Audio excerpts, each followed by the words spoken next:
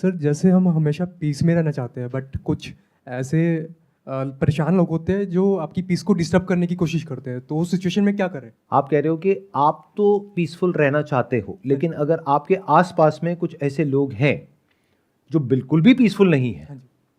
तो क्या करें? इसका मतलब क्या है कि आप उन लोगों से पीछा नहीं छुड़ा सकते हो। अगर छुड़ा सकते होते तो ये क्वेश्चन नहीं पूछते। मतलब कि वो लोग या तो आपके घर में हैं, या आपके पड़ोस में हैं, या आपके ऑफिस में हैं, सोसाइटी में है, हाँ जी। कहीं पर भी है।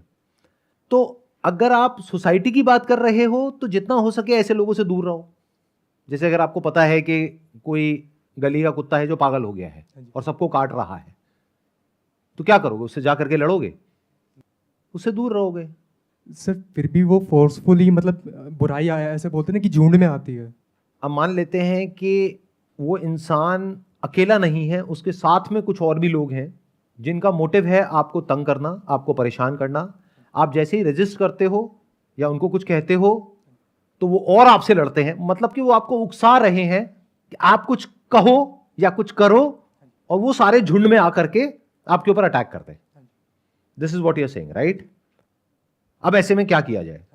प्रैक्टिकल सॉल्यूशन ये है कि या तो अपना एक झुंड बनाओ। थ्योरेटिकल बातें नहीं करेंगे, प्रैक्टिकल करेंगे। क्योंकि थ्योरेटिकल बातें क्या होती हैं? अरे अगर आपके आसपास में कोई भी अशांत है, उससे कोई फर्क नहीं पड़ता है, आप अपने आप को शांत रखिए। सर ऐसे शांत बैठेंगे लोग कमजोर समझेंगे फिर। Exactly, that's the point. जिन लोगों के साथ में कुछ गलत होता है, जैसे आपके साथ में अगर कोई कुछ गलत कर रहा है और आप चुप बैठे हो, तो दुनिया आपको बेवकूफ समझती है। तो मैंने क्या कहा है अपने कई सेशंस में, you need to be as powerful as possible, as powerful as you can, not to dominate others but to defend yourself. खुद को कैपेबल तो बनाना है सर। बनाना ही पड़ेगा, ये दुनिया ही ऐसी है। This is called survival of the fittest. मतलब ये क्या है? अगर आप ध्यान से देखोगे, ये पावर गेम है, और ये आज से नहीं चल रही है, सदियों से चल रही है। और सिर्फ इंसानों में नहीं है, जानवरों में भी है। जानवरों में अगर आप ध्यान से देखोगे, जैसे कोई शेर है, चीता है, तो सबकी अपनी अपनी टेरिटरीज होती है। तो किसी एक की टेरिटरी में अगर कोई और आ जाता है तो उनके बीच में लड़ाई होती है, और फिर दोनों में से एक अपनी हार मान लेता है और वो वहां से चला जाता है, और वो टेरिटरी फिर दूसरे की हो जाती है। तो ये जानवरों में भी है। इसको पावर डायनामिक्स बोलते हैं, पावर गेम्स बोलते हैं। तो अब क्या किया जाए? प्रैक्टिकल सॉल्यूशन, कोई थियोरेटिकल बातें नहीं। क्योंकि अगर कोई सामने से आपको गाली दे रहा है और मैं कह रहा हूं कि भाई शांत रहो, तो कब तक शांत रहो? चलो आपको गाली दे रहा है, आप शांत रह सकते हो, ठीक है। आपकी मां को गाली दे रहा है, शांत रहोगे? बाप को गाली दे रहा है, शांत रहोगे? क्या भगवत गीता में यही सिखाया गया है? क्या भगवान कृष्ण अर्जुन को यह सलाह दे रहे हैं कि बेटा एक काम कर, सामने ना लड़ाई हो जाएगी, उसमें कुछ पड़ा नहीं है, एक काम कर, छोड़ करके भाग जा? ये सलाह दे रहे हैं? या वहां पर उसको सिखा रहे हैं कि तुम्हारा कर्म है, धर्म है, अब चाहे कुछ भी हो कॉन्सिक्वेंस, तुम्हें अपनी तरफ से कुछ गलत नहीं करना है, तुम्हें हमेशा शांति चाहनी है, तुम्हें हमेशा अपने माइंड में अपना जो एंड गोल है वो पीस को रखना है, यानी शांति को रखना है। लेकिन अगर सामने वाला अशांत है और शांति नहीं चाहता है और उसके लिए एंड रिजॉर्ट है लड़ना ही पड़ेगा, तो लड़ाई के लिए तैयार रहो। अब लड़ने के क्या तरीके हैं? एक है कि अगर सामने एक ग्रुप है जिसके एक पर्टिकुलर लेवल की पावर है, या मान लो उस ग्रुप में 5 लोग हैं, 10 लोग हैं, उनकी कलेक्टिव पावर ये है, जिसको भी आप पावर बोलते हो, जो एक्चुअल है, वो नहीं वो जो दिखा रहे हैं। क्योंकि दिल्ली में तो स्पेशली क्या है कि हर कोई पता नहीं क्या है, कि तू जानता है मेरा बाप कौन है? अरे भाई मुझे छोड़, तू जानता है तेरा बाप कौन है? ऐसे लोगों से ऐसी बात करनी होती है। तो यहां पे हर कोई हवा में है, हर किसी को ऐसा लगता है कि मेरे से ऊपर तो कोई है ही नहीं। तो नंबर 1, कभी किसी से फालतू में उलझो मत। जरूरत पड़े तो चुपचाप हाथ जोड़ करके वहां से निकल जाओ, उस इंसान से दूर रहो। लेकिन अगर कभी सामने वाला इंसान आपके ऊपर अननेसेसरी हावी हो रहा है और जरूरत से ज्यादा आपका टॉर्चर कर रहा है, मेंटल, फिजिकल, तो आपको पता होना चाहिए कि अपने आप को डिफेंड कैसे करना है। क्योंकि अगर आपको वो नहीं आता है तो मेंटल पीस की आप बातें कर सकते हो, लेकिन आपकी मेंटल पीस की पूरी धज्जियां उड़ जाएगी। बिल्कुल ऐसा है कि आप सो रहे हो लेकिन आपके गले के ऊपर तलवार लटक रही है, और मैं कहता हूं इस सब से क्या फर्क पड़ता है? शरीर मरता है, आत्मा नहीं मरती है। तुम एक शांत आत्मा हो, क्यों परेशान हो रहे हो? सुखी रहो। ये सब क्या है? एक तरह से हिप्नोटाइज करना हो गया, बेवकूफ बनाना हो गया आपको। प्रैक्टिकल कुछ भी नहीं है इसके अंदर। तो जब जरूरत हो, यानी जब अति हो जाए, तो वहां पर सीखो साम दाम दंड भेद चाणक्य नीति। देखो महाभारत में जब ऐसा कोई मौका आता था तो भगवान कृष्ण किस तरीके से लड़ते थे, ये सीखो, क्योंकि ये कहीं सिखाते नहीं है। स्कूल में, कॉलेज में, घर पे लड़ना सिखाते हैं आपको? लड़ना मतलब फिजिकली नहीं, वो तो फिर भी एक बार को सिखा देंगे।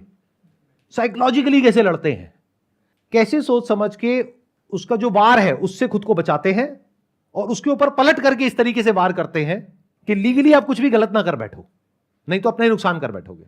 इन अदर वर्ड, सामने वाले ने आपको भड़काया और आप गए, आपने पत्थर उठाया, ले आके उसके सर पे मार दिया गुस्से में, उसके बाद में पूरी जिंदगी जेल में बैठे हुए हो। क्या फायदा हुआ? नुकसान किसका हुआ? उसको तो कुछ देर का दर्द हुआ, उसके बाद में राम नाम सत्य है, बट आपका तो पूरी जिंदगी भर का काम हो गया। सर इस केस में ये सोचे कि जितना वो फोर्स लगा रहा ना, चाहे फिजिकली, उससे थोड़ा अधिक लगाओ, बट उसको भी नुकसान होए और वो समझ जाए कि पावरफुल है। ये गलती कभी मत करो। अगर वो फिजिकल फोर्स लगा रहा है तो आप साइकोलॉजिकल फोर्स लगाओ। अब मैं आपको एक बहुत मजेदार बात बता रहा हूं, हर इंसान की कोई ना कोई कमजोरी होती है, उसको बोलते हैं दुखती हुई नस, वो समझना होता है। तो इतने बिजी मत हो जाओ ये सोचने में कि वो मेरा क्या बिगाड़ सकता है, नहीं तो आप कहां चले जाओगे? आप फियर की एक ऐसी साइकिल में ट्रैप हो जाओगे जिसको एंजाइटी कहते हैं।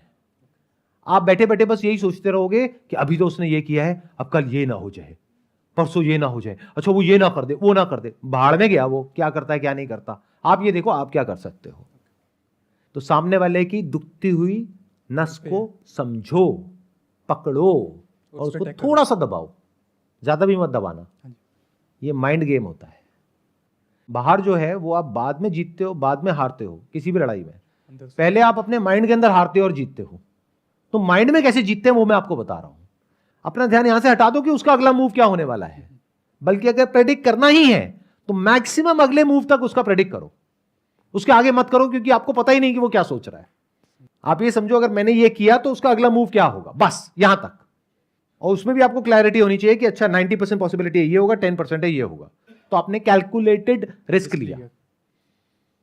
तो इस तरह से आराम से, कूल, कामली, ठंडे दिमाग से आगे बढ़ना होता है जब लड़ाई का वक्त आता है, और लेवल को आराम आराम से बढ़ाना होता है। तो आपको लड़ना सीखना होगा। ये कौन सिखाएगा आपको? क्योंकि अगर कोई ऐसा इंसान सिखाएगा जो खुद लड़ाकू है, वो तो बेवकूफों की तरह आपको लड़ना सिखाएगा। वो क्या सिखाएगा? दो कौड़ी की हरकतें, यानी कि गाली गलौज, मारना पीटना। इस सबसे कुछ नहीं होता, इसमें तो आप खुद ही फंसोगे। आपने मार पिटाई शुरू करी, सामने वाले ने शुरू करी, उसके बाद में गलती से कुछ हो गया, कौन फंसेगा? वो भी फंसेगा, आप भी फंसोगे। तो ऐसे काम करना ही क्यों है?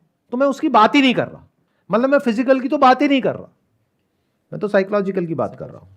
अगर आपके ऑफिस में कोई है और वो आपको बहुत तंग कर रहा है, तो there are ways of dealing with that particular situation, जिससे कि सांप भी मरेगा और लाठी भी नहीं टूटेगी। यानी किसी को पता भी नहीं लगेगा कि वो आपने किया, लेकिन कुछ ऐसा कर दिया कि उसके बाद में वो इंसान पछताएगा। लेकिन ये स्टेप तब उठाना है जब सामने से आपको समझ आ जाए कि अब मेरी जो लिमिट है बियर करने की, वो क्रॉस हो चुकी है। हाँ, अगर अब इन टैक्टिक्स को आप यूज कर रहे हो अपने फायदे के लिए, वो गलत है सर। वो गलत नहीं है, वो बहुत गलत है। क्यों? मैं बता देता हूं क्यों। फॉर एग्जाम्पल, ये जो मैंने आपको बोला कि इस तरीके से कुछ किया जा सकता है, अब आप कहते हो यार आइडिया तो बढ़िया है, क्योंकि मेरे ऊपर जो बंदा बैठा है अगर उसको हटा देता हूं तो उसकी सीट मेरे को मिल जाएगी, मेरी सैलरी इतनी है, वो बढ़ करके इतनी हो जाएगी, तो ये तो बहुत बढ़िया आइडिया है, चलो उसको हटाता हूं अपने रास्ते में से। अगर ऐसे आप बन गए तो अब आप अंदर से करप्ट हो गए। अब आपका दिमाग ऐसे ही चलेगा, और जिसका दिमाग ऐसे चलेगा, यानी अपने आप को डिफेंड करने के लिए नहीं चलेगा, अटैक करने के लिए चलेगा, वो इंसान जिंदगी में कभी तरक्की नहीं कर सकता। और अगर तरक्की कर भी लेगा बाहर, अंदर से उसको कभी मन की शांति नहीं मिल सकती। उसको पता ही नहीं होगा कि मन की शांति होती क्या है। देखो, लाइफ का अल्टीमेट गोल क्या होना चाहिए कि आपको किसी तरीके से बाय हुक और बाय क्रुक थोड़ी सी और सक्सेस मिल जाए, थोड़ा सा पैसा मिल जाए, ये इंपॉर्टेंट है। ये लॉन्ग टर्म में मन की शांति मिल जाए, चाहे पैसा थोड़ा कम हो, क्या ज्यादा इंपॉर्टेंट है? मन की शांति कैसे मिलती है? और मन अशांत कब होता है? जब भी आप कुछ गलत करते हो तो चाहे दुनिया को नहीं पता है, आपको तो पता है ना, तो मन अशांत हो गया।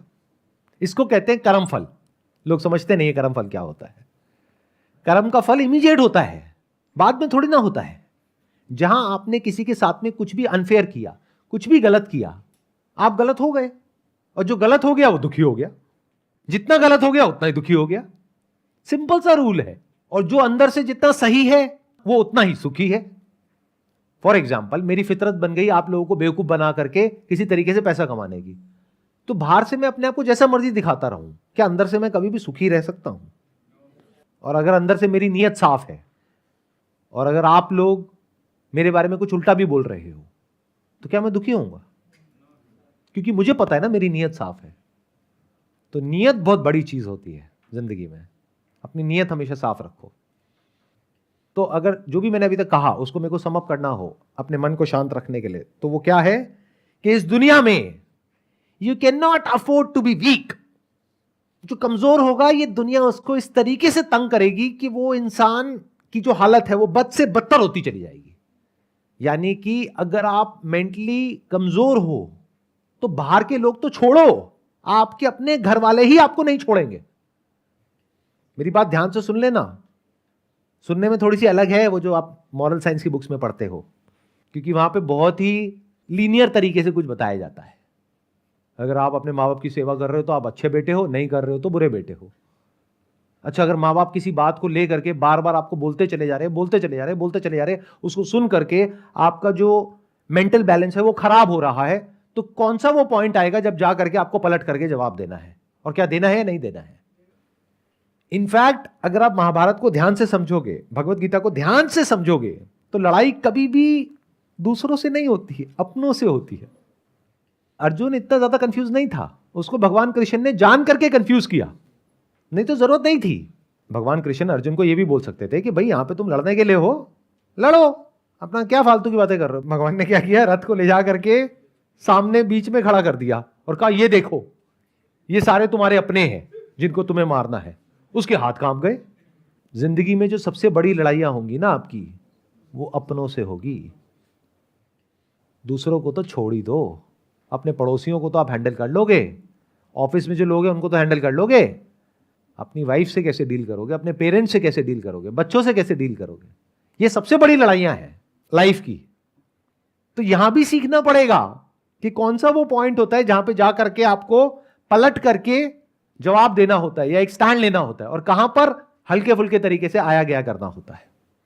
दोनों जरूरी है डिपेंडिंग अपॉन द सिचुएशन। और मजे की बात क्या है, जो मैंने देखा है, जहां तक मैंने ऑब्जर्व किया है, मुझे देख करके अजीब भी लगता है।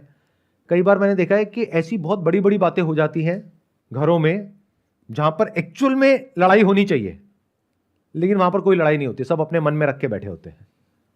और छोटी छोटी बातें होती हैं जहां पर कोई लड़ाई होनी ही नहीं चाहिए, वहां पर लड़ रहे हैं। मतलब एग्जैक्ट उसका ऑपोजिट हो रहा है जिसकी मैं बात कर रहा हूं।